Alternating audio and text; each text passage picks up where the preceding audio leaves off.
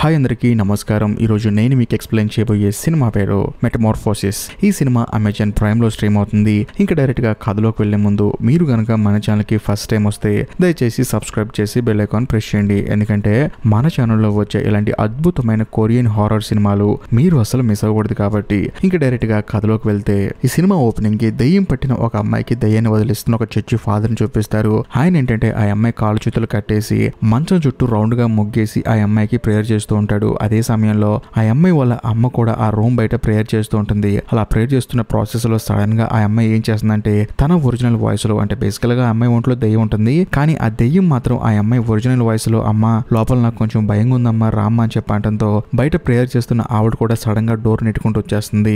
దాంతో ఒక కబోర్డు ముందుకు పడిపోతుంది. అలా పడిపోవటం వల్ల ఆ మంచం చుట్టూ వేసిన ముగ్గు చెరిగిపోయి ఆ దెయ్యం సడన్ గా బయటకు వెళ్ళిపోతుంది. దాంతో చర్చి ఫాదర్ షాక్ అయిపోతాడు. అదే సమయంలో ఆ అమ్మాయి వాళ్ళ అమ్మ వచ్చేసి మా అమ్మాయిని ఏం చేశారు అని చెప్పేసి చర్చి ఫాదర్ కాలర్ పట్టుకుంటుంది. ఈ గ్యాప్ లో ఆ దెయ్యం ఏం చేస్తుందంటే అక్కడ నుంచి, అంటే మంచం మీద లేచి వెళ్లి ఒక విండో దగ్గర కూర్చుంటుంది. అందులో తూకి చనిపోబోతుంది. కరెక్ట్ గా ఆ చర్చి ఫాదర్ ఆ అమ్మాయిని పట్టుకుంటాడు. దాంతో ఆ అమ్మాయి ఒంట్లో ఉన్న దెయ్యం ఏమంటుందంటే తెలుసో తెలియకు నన్ను టచ్ చేసావు కాబట్టి నేను మళ్ళీ వస్తా, వచ్చిన తర్వాత నీ కుటుంబాన్ని నాశనం చేస్తానని చెప్పేసి ఆ చర్చి ఫాదర్ కి సవాల్ విసిరి అక్కడి నుంచి కింద పడి చనిపోతుంది. దాంతో ఆ అమ్మాయి వాళ్ళ అమ్మ ఏం చేస్తుందంటే నా కూతురు చావుకి చర్చి ఫాదరే కారణం అని చెప్పేసి బయటికి వెళ్లి అందరికి పబ్లిసిటీ చేస్తుంది. దాంతో చర్చి ఫాదర్ ఎంతగానో బాధపడతాడు. కట్ చేస్తే ఇప్పుడు మన కథలో హీరో హీరోయిన్ చూపిస్తారు. హీరో హీరోయిన్ ఇద్దరు కలిసి కారులో వెళ్తూ ఉంటారు. వీళ్ళకి ఇద్దరు అమ్మాయిలు ఒక అబ్బాయి. ఇక్కడ ఇంకో హైలైట్ విషయం ఏంటంటే ఈ సినిమా స్టార్టింగ్ లో దయ్యాన్ని వదిలిస్తున్న ఒక చర్చి ఫాదర్ ని చూసాం కదా, ఆయన ఎవరో కాదు హీరోయిన్ వాళ్ళ తమ్ముడు. అంతేకాకుండా ఆ చర్చి ఫాదర్ ఒక అమ్మాయి చావుకి కారణమని చెప్పేసి అంతా గందరగోళంగా ఉంది కదా,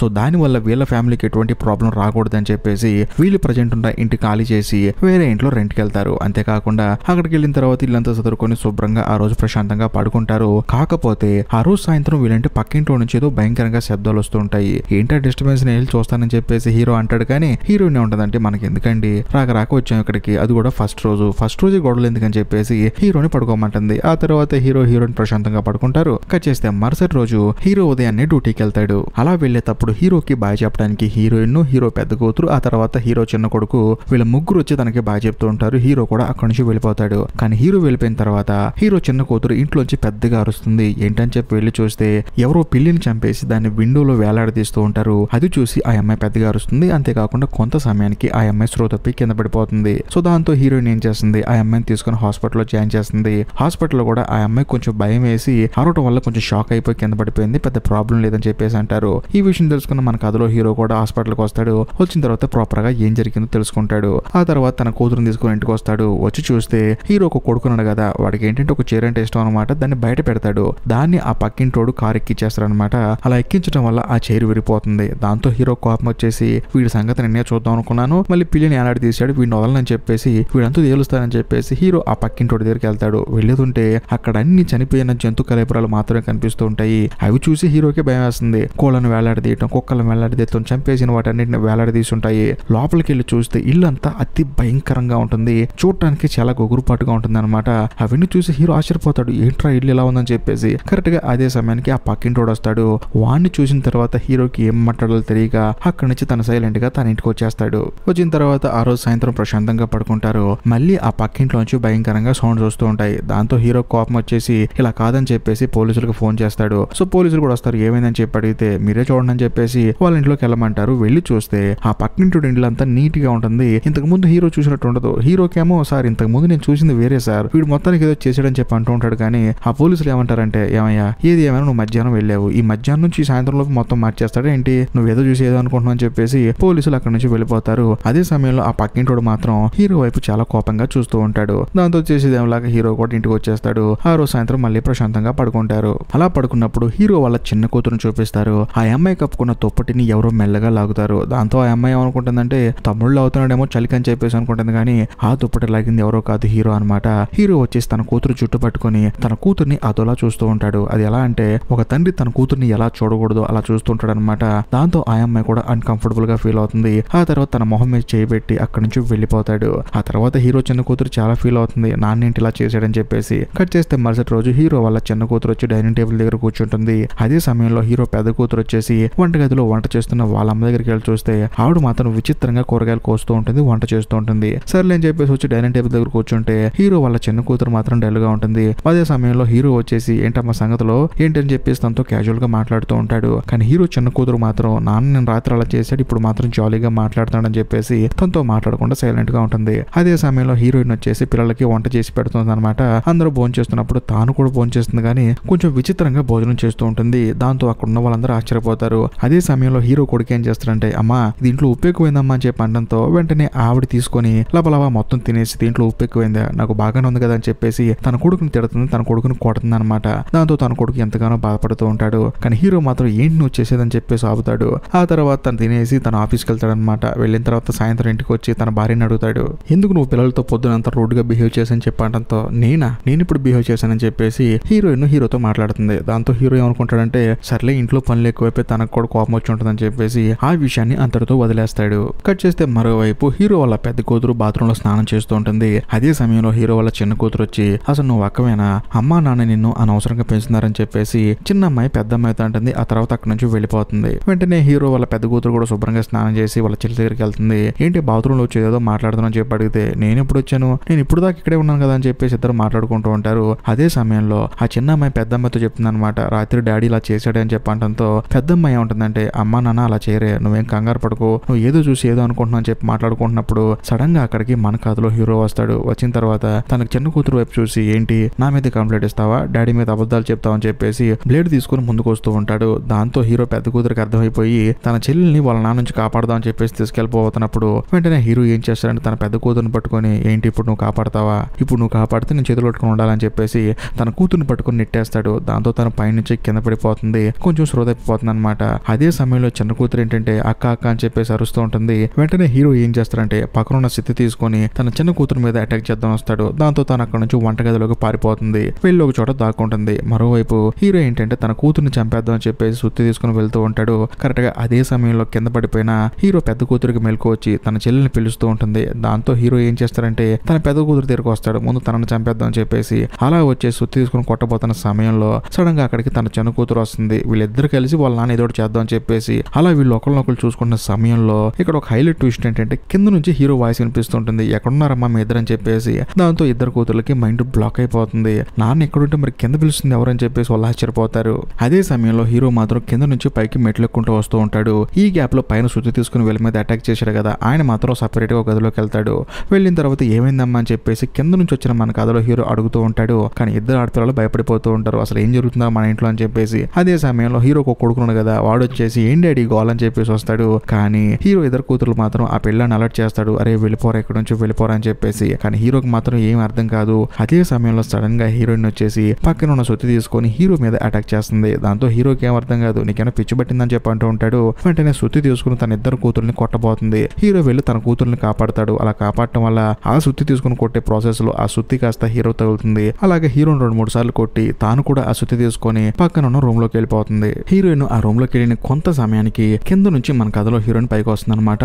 దాంతో హీరోకి తన ఇద్దరు కూతుర్లకి మైండ్ బ్లాక్ అయిపోతుంది. అదేంటి ఇప్పుడే కదా రూమ్ లోకి వెళ్ళిందని చెప్పేసి హీరో వెంటనే ఆ రూమ్ లోకి వెళ్ళి చూస్తే ఆ రూమ్ లో సుత్తి మాత్రమే ఉంటుంది, ఆ రూమ్ లో ఎవరు ఉండరు. మరోవైపు మన కథలో హీరోయిన్ మాత్రం ఏమైందండి అని చెప్పేసి అడుగుతూ ఉంటుంది. కానీ హీరోకి ఏం అర్థం కాదు. దాంతో హీరో మొదటి కూతురికి బాగా అర్థం అవుతుంది మొత్తానికి ఇక్కడ ఏదో జరుగుతుంది. ఎందుకంటే డాడీ ఏమో చెల్లితో మిస్బిహేవ్ చేశాడు, అంతేకాకుండా అమ్మ ఏమో సుత్తి తీసుకుని డాడీని కొడుతుంది. ఈ ఇంట్లో మొత్తానికి ఏదో జరుగుతుందని చెప్పేసి హీరో పెద్ద కూతురు ఏం చేస్తుందంటే వాళ్ళ మామయ్యకి ఫోన్ చేస్తుంది. అంటే మావయ్య అంటే ఎవరు, ఈ సినిమా ఓపెనింగ్ ఒక అమ్మాయికి దయ్యాన్ని వదిలిస్తూ కనిపించాడు కదా చర్చి ఫాదర్, ఆయనకి ఫోన్ చేస్తుంది. ఫోన్ చేసి జరిగింది మొత్తం చెప్తుంది. అంతేకాకుండా వెంటనే హీరో కూడా ఫోన్ తీసుకొని అసలు ఇక్కడ ఏం జరుగుతుంది, వాళ్ళు ఎందుకు ఫోన్ చేశారని చెప్పేసి ప్రాపర్ గా చెప్తారు. కానీ ఆ చర్చి ఫాదర్ ఏమంటాడంటే చూడు బావా నాకు రావాలని ఉంది, కానీ నేను వేరే ఊరికి వెళ్తున్నాను బయలుదేరని చెప్పి అంటంతో సరే అని చెప్పేసి హీరో ఫోన్ కట్ చేస్తాడు. ఆ తర్వాత చర్చి ఫాదర్ కూడా వాళ్ళ ఊరికి బయలుదేరి వెళ్తుంటాడు అర్జెంట్ పని మీద. అదే సమయంలో హీరోయిన్ వచ్చేసి ఏమంటుందంటే మనం ఇన్ని సమస్యలు ఉన్నాం కదా, ఊరు వెళ్తానంటే ఎందుకు వెళ్ళనిచ్చావు, జరిగిన సమస్య చెప్పి కొంచెం బతలాడచ్చు కదా అని చెప్పేసి అంటంతో హీరో ఏమంటాడంటే నేను మాత్రం ఏం చేస్తాను, వేరే ఊరు వెళ్ళాలంటే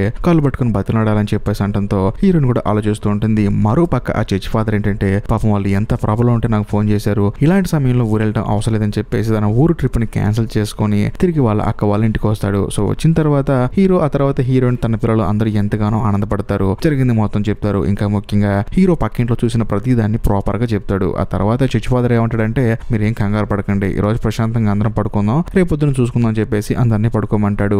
ఆ తర్వాత తానేం చేస్తాడంటే ఒంటరిగా పక్కింట్లోకి వెళ్తాడు. వెళ్ళిన తర్వాత ఆ ఇంటి ముందు నుంచొని కళ్ళు మూసుకుని ప్రేయర్ చేస్తే అక్కడ ఏం జరిగిందో ఫాదర్ కి ప్రాపర్ గా తెలుస్తుంది. బేసికల్ గా ఇల్లు ఎవరిదో కాదు, ఈ సినిమా స్టార్టింగ్ లో ఒక దెయ్యం ఉంది కదా, నేను చచ్చిపోతున్నాను మళ్ళీ వస్తాను తప్పకుండా అని చెప్పి అంది కదా, ఆ దెయ్యం ఈ ఇంట్లోనే ఉందన్నమాట. ఇంకా ముఖ్యంగా ఆ దెయ్యం ఇంట్లో ఉన్న భార్య భర్తలకు పట్టి ఒకళ్ళ ఒంట్లోకి వచ్చి ఇంకొకరిని చంపేసి ఇంకొకళ్ళ ఒంట్లోకి వచ్చి ఇంకొకరిని చంపేసింది. సో ఓవరాల్ గా ఆ చనిపోయిన దెయ్యం ఇల్లు ఇదే అని చెప్పేసి చర్చి ఫాదర్ కి అర్థం అవుతుంది. ఆ ఇంట్లో ఉంటున్న భార్య భర్తలను కూడా ఆ దెయ్యమే చంపేసింది అని చెప్పేసి చర్చి ఫాదర్ కి అర్థం అవుతుంది. అప్పుడు మీకు డౌట్ రావచ్చు, మరి హీరో కనిపించింది ఎవరంటే ఖచ్చితంగా హీరో కనిపించింది దెయ్యమే, మిగతా వాళ్ళకి కనిపించింది కూడా దెయ్యమే. సో దాంతో చర్చి ఫాదర్ ఇంటికి వచ్చి ప్రశాంతంగా పడుకుంటాడు. కొంత సమయానికి హీరో వాళ్ళ కొడుక్కి టాయిలెట్ వస్తుంది అనమాట. వచ్చిన తర్వాత నన్ను ఎవరన్నా బాత్రూమ్ తీసుకెళ్ళని చెప్పి అడుగుతాడు. అందరూ మంచి నిద్రలో ఉంటారు. సో దాంతో ఆ పిల్లాడే బాత్రూమ్కి వెళ్తాడు. వెళ్ళిన తర్వాత కొంత సమయానికి అటు నుంచి దెయ్యం వచ్చేసి ఆ పిల్లాడి రూపంలో వస్తుంది అనమాట.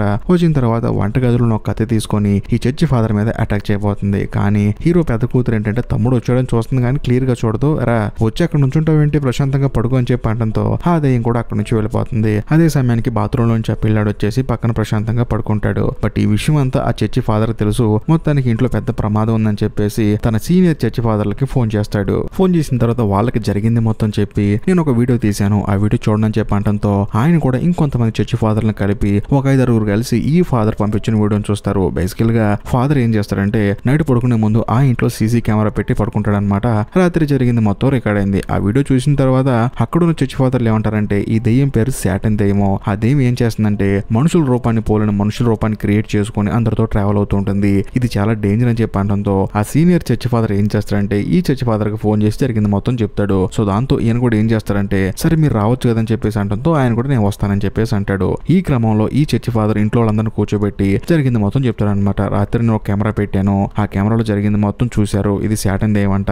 ఈ రోజే మనం ఆ దెయ్యాన్ని వదిలిస్తున్నాము, మీరందరూ కొంచెం జాగ్రత్తగా ఉండాలి, ఎందుకంటే ఆ దెయ్యం ఎవరి రూపంలో ఎప్పుడు వస్తుంది ఎవరికి తెలియదు అని చెప్పి అనడంతో అందరూ సరే అని చెప్పేసి అంటారు. అదే సమయంలో ఈ ఫాదర్ ఏం చేస్తారంటే హీరోని పక్కకి తీసుకెళ్తాడు. తీసుకెళ్లి చూడు నాకెందుకు ఒక విషయంలో మాత్రం డౌట్ గా ఉంది, మీ పెద్ద అమ్మాయిలో ఆ దెయ్యం ఉందనిపిస్తుంది అని చెప్పి అనడంతో హీరోకి మైండ్ బ్లాక్ అయిపోతుంది. ఎలా చెప్తున్నావు అని చెప్పి అనడంతో ఫాదర్ ఏమంటాడంటే ఏమీ లేదు, ఒక పవిత్రమైన జలాన్ని మనం తాగే నీళ్ళలో కలిపాను, అందరూ ఆ నీళ్లు తాగారు గాని మీ పెద్ద అమ్మాయి అసలు తాగలేదు, కాబట్టి మీ పెద్ద అమ్మాయి ఇంట్లోంచి బయటికి వెళ్ళకుండా చూసుకో, ఎందుకంటే నాకు తెలిసినంత వరకు ఆ అమ్మాయి ఒంట్లోనే దెయ్యం ఉంది. ఇంకా ముఖ్యంగా సీనియర్ చర్చి ఫాదర్ ఇంట్లో ఉన్న దెయ్యాన్ని వదిలించడానికి వస్తున్నాడు, నేను వెళ్ళి ఆయన ఎయిర్పోర్ట్ పికప్ చేసుకుని తీసుకొస్తాను, ఈ లోపు మీ పెద్ద అమ్మాయి ఇంట్లోంచి బయటికి వెళ్ళకుండా చూసుకొని చెప్పేసి ఈ చర్చి ఫాదర్ తన భావన ఇంట్లో పంపించి తన ఎయిర్పోర్ట్ కి వస్తాడు. వచ్చిన తర్వాత సీనియర్ ఫాదర్ ని మీట్ అవుతాడు. ఆ సీనియర్ ఫాదర్ ఏమంటాడంటే నేనేమో చిన్నపిల్లగాడినా మీ అడ్రస్ తెలియకపోవడానికి నేనే వచ్చేవాడిని కదా అని చెప్పి అనడంతో ఈ ఫాదర్ ఏమంటాడంటే మీరే కదా ఫోన్ చేసి రమ్మందని చెప్పి అనడంతో ఆ సీనియర్ ఫాదర్ నేను ఎప్పుడు చేశానని చెప్పి అంటాడు. దాంతో ఈ ఫాదర్ కి అర్థమైపోతుంది ఆ దెయ్యమే అలా కాల్ చేసిందని చెప్పేసి, ఎందుకంటే ఇంటికాడ ఫాదర్ ఉన్నాడనుకో వాళ్ళందరినీ కాపాడతాడు, ఇప్పుడు మనం ఎయిర్పోర్ట్ పంపించింది అనుకో ఆ దెయ్యం వాళ్ళని ఏదో చేయొచ్చు అని చెప్పేసి ఈ చర్చి ఫాదర్ ని ఎయిర్పోర్ట్ పంపించింది. దాంతో ఈ విషయం తెలుసుకున్న ఆ జూనియర్ ఫాదర్ ఏం చేస్తారంటే హడావుడిగా ఆ సీనియర్ ఫాదర్ ని కారు ఎక్కించుకొని చాలా వేగంగా ఇంటికి వస్తూ ఉంటాడు. అలా వచ్చేటప్పుడు ఈ junior father hero cell phone కి ఫోన్ చేస్తూ ఉంటాడు కానీ ఫోన్ కలవదు. మరోవైపు హీరో చిన్న కూతురు ఏంటంటే బేస్మెంట్ లో కొన్ని వస్తువులనే తీసుకుందాం అని చెప్పేసి తన కిందకి వెళ్తుంది. వెళ్ళి చూస్తే ఆ రూమ్ లో హీరో తన కూతురుని పిలిచినట్టు సౌండ్ వస్తూ ఉంటుంది. దాంతో ఆ అమ్మాయి కూడా వెనక్కి తిరిగి చూస్తే ఈ గ్యాప్ లో వెనక నుంచి ఎవరో లాక్కెళ్ళిపోయి తనని చిమ్నులో వేసేస్తారు, అది కూడా మంట లాంచ్ చేస్తారు. సో దానివల్ల ఆ అమ్మాయి లోపలికి వెళ్ళిపోయి అక్కడే చనిపోతుంది. కానీ ఈ విషయం పైన హీరోకి హీరోయిన్ పాపం తెలియదు. మరోవైపు ఈ జూనియర్ ఫాదర్ సీనియర్ ఫాదర్ చాలా వేగంగా కారులో వస్తూ ఉంటారు. అలా వచ్చేటప్పుడు వీళ్ళ కారు మీద కాకులు అటాక్ చేస్తాయి. అలా అటాక్ చేయటం వల్ల కారు అదుపు తప్పి పక్కన ఉన్న గుంటలో పడిపోతుంది. మరోవైపు హీరో వాళ్ళ పెద్ద కూతురుని చూపిస్తారు. తానే ఉంటుందంటే డాడీ చెల్లెలు బయటికి వెళ్ళి చాలా సేపు అవుతుంది డాడీ, ఇంతవరకు రూమ్ లోకి రాలా, నేను వెళ్ళి చూసొస్తాను డాడీ అని చెప్పేసి అనడంతో తాను కూడా సరే అంటాడు. కానీ బయటికి వెళ్ళేటప్పుడు సడన్ గా తనకు ఒక విషయం గుర్తొస్తుంది. తనకి ఫాదర్ చెప్పాడు కదా నీ పెద్ద కూతురుని బయటికి పంపించొద్దని చెప్పేసి. దాంతో హీరో ఏం చేస్తారంటే పరిగెత్తుకుంటూ వచ్చి తన కూతురు తలకైన ఒక డోర్ కేసు కొడతాడు. దాంతో తాను సురవ తప్పి పక్కన పడిపోతుంది. ఆ తర్వాత తీసుకెళ్లి తనని బెడ్ మీద పడుకోబెడతాడు. మరోవైపు యాక్సిడెంట్ అయిన కారుని చూపిస్తారు. ఆ కారులో ఉన్న వాళ్ళందరూ చనిపోతారు. ఎలాగోలాగా ఈ చర్చి ఫాదర్ మాత్రం బతికి బయటపడతాడు. తాను బయటకు వచ్చి ఇంటికి బయలుదేరతాడు. ఇంకోవైపు మన కథలో హీరో ఏం చేస్తాడంటే తన కూతురు సురవ తప్పి కింద పడిపోయింది కదా, తన కాళ్ళు చేతులు ఆ మంచాన్ని కట్టేస్తూ ఉంటాడు. అదే సమయంలో హీరోయిన్ వస్తుంది. ఏంటండి ఈ అమ్మాయిని అలా కట్టేస్తున్నారని చెప్పి అడిగితే అప్పుడు వాళ్ళ తమ్ముడు చెప్పిన ప్రతి ఒక్క విషయాన్ని ప్రాపర్ గా చెప్తుంది. దాంతో హీరోయిన్ కూడా ఆశ్చర్యపోతుంది. అలా కాళ్ళు చేతులు కట్టేసిన కొంత సమయానికి ఆ చర్చి ఫాదర్ అక్కడికి వస్తాడు. వచ్చిన తర్వాత ఇలా వచ్చేటప్పుడు యాక్సిడెంట్ అయింది, వాళ్ళకి కొంచెం నయం అవ్వాలి, ఎవరికి ఏమైందో కూడా నాకు అర్థం కావట్లేదు, ఈ ఒక్క రోజు ఆగితే రేపు పొద్దున వేరే చర్చి ఫాదర్ వస్తాడు, వచ్చిన తర్వాత మనం చేద్దాం అని చెప్పి అనడంతో హీరో బాధపడతాడు. అదేదో నువ్వే చేయొచ్చు కదా, ఆ దయ్యాన్ని నువ్వే వదిలించొచ్చు కదా అని చెప్పి అనడంతో తానేమంటాడంటే నా వల్ల ఆల్రెడీ ఒక అమ్మాయి చనిపోయిందని చెప్పి బ్యాడ్ నేమ్ వచ్చింది, దయచేసి నన్ను బతిలాడొద్దని చెప్పి అంటాడు. కానీ చివరికి హీరోయిన్ కూడా కూడా తనని బదలనటం వల్ల సర్లే అని చెప్పేసి తాను కూడా ఆ దయ్యాన్ని వదిలించడానికి ఒప్పుకొని వాళ్ళకి ఒక విషయం చెప్తాడు. అదేంటంటే ఈ అమ్మాయిలో ఉన్న దయ్యాన్ని బయటికి పంపించే ప్రాసెస్ లో ఆ అమ్మాయి అచ్చు మీ అమ్మాయిలా మాట్లాడి నన్ను కాపాడండి, నేను దెయ్యం కాదని చెప్పి అంటూ ఉంటుంది. కానీ మీరు రియాక్ట్ అవ్వను అంటే మాత్రమే నేను దెయ్యాన్ని వదిలిస్తా అని చెప్పి అనడంతో హీరోయిన్ సరే అంటారు. ఆ తర్వాత చర్చి ఫాదర్ ఏం చేస్తారంటే ఆ అమ్మాయి ఒంటి మీద సిలువ కుర్తేసి ఆ అమ్మాయిని ఒక చిన్న కర్ర తీసుకొని కొడుతూ ఉంటాడు. అదే సమయంలో ఆ అమ్మాయి కేకలు వేస్తూ ఉంటుంది, నేను దెయ్యాన్ని కాదు నీ కూతురు డాడీ అని చెప్పి అరుస్తూ ఉంటుంది. కానీ వాళ్ళు మాత్రం ఈ అమ్మాయి దెయ్యం అని చెప్పేసి అలా చూస్తూ ఉంటారు. మరోవైపు కారులో ఉన్న చాలా మందిని పోలీసులు రెస్క్యూ చేసి బయటికి తీస్తున్నప్పుడు సడన్ గా ఆ కారు పేలిపోతుంది. అదే సమయంలో ఆ కారు అవతల ఎవరో ఒక అతను పడిపోయి ఉంటాడు. అక్కడికి ఒక పోలీస్ ఆఫీసర్ వెళ్లి చూస్తే మనకి బుర్ర బ్లాంక్ ట్విస్ట్ ఒకటి రివీల్ అవుతుంది. అది ఎవరో కాదు ఆ చర్చి ఫాదరు, అంటే హీరో వల్ల బామర్ది అనమాట.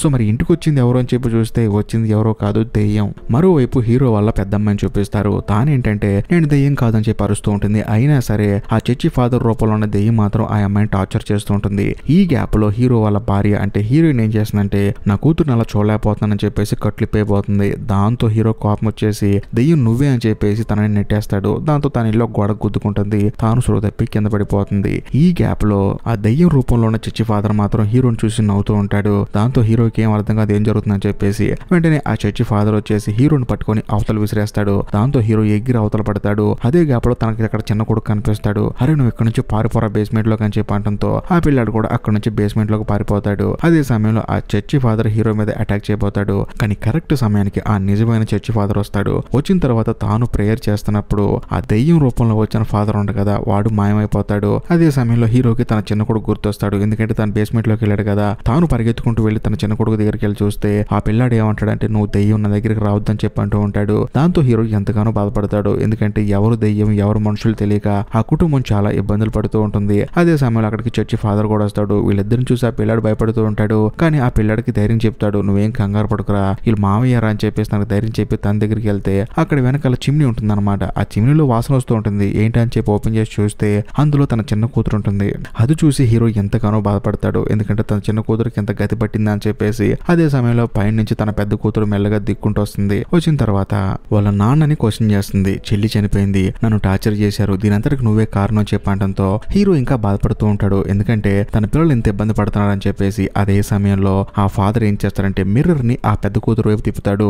ఆ మిర్రర్ లో నిజమైన దెయ్యం కనిపిస్తూ ఉంటుంది. దాంతో హీరోనే షాక్ అయిపోతాడు. వెంటనే ఈ చర్చి ఫాదర్ వెళ్ళి ఆ అమ్మాయికి ప్రేయర్ చేస్తూ ఉంటాడు. అదే సమయంలో ఆ దెయ్యం ఏం చేస్తుందంటే ఈ సినిమా స్టార్టింగ్ లో ఒక అమ్మాయికి దెయ్యం బట్టి ఆ అమ్మాయి వాళ్ళ అమ్మనే మోసం చేసింది కదా, అమ్మా నేను దెయ్యాన్ని కాదమ్మా అని చెప్పేసి. అలాగే మావయ్య నేను దెయ్యాన్ని కాదు మావయ్య అని చెప్పేసి ఏడుస్తూ ఉంటుంది. ప్రేయర్ చేస్తున్న చర్చి ఫాదర్ కూడా జాలనిపించి ఒక్కసారి కళ్ళు చూస్తాడు. అలా కళ్ళలో కళ్ళు పెట్టి చూడటం వల్ల హీరోని నెట్ అవతల పడేస్తుంది. అంతేకాకుండా ఈ చర్చి ఫాదర్ కూడా ఒక్క తనుదంతుంది. దాంతో మనోడు వెళ్ళి అవతల పెడతాడు. అప్పుడు ఆ చర్చి ఫాదర్ ఏమంటాడంటే ఈ దెయ్యం నా ఒంట్లోకి వచ్చి నేను చనిపోతే నాతో పాటు చనిపోవాలని చెప్పేసి ప్రేయర్ చేస్తూ ఉంటాడు. అలా చేయటం వల్ల ఆ దెయ్యం కాస్త ఇప్పుడు చర్చి ఫాదర్ ఒంట్లోకి వస్తుంది. వచ్చిన తర్వాత సగం దెయ్యంగాను సగం చర్చి ఫాదర్ గాను ఉంటాడు. అదే సమయంలో ఈ చర్చి ఫాదర్ కాస్త హీరో దగ్గరికి వెళ్ళి ఒక క్రాస్ సింబల్ ఇచ్చి దయచేసి నన్ను చంపేయి, నన్ను చంపేస్తేనే నాలో ఉన్న దెయ్యం కూడా చనిపోతుంది, ఇక మీదట ఎవరికి ఇబ్బంది ఉండదని చెప్పి అనడంతో హీరో మాత్రం ఆ చర్చి ఫాదర్ ని చంపలేకపోతాడు. ఎందుకంటే ఎంతైనా బామర్ది కదా. దాంతో ఆ చర్చి ఫాదరే తనను తను చంపేసుకుంటాడు. అలా చంపేసుకోవడం వల్ల ఆ దెయ్యం అక్కడి నుంచి వెళ్ళిపోతుంది.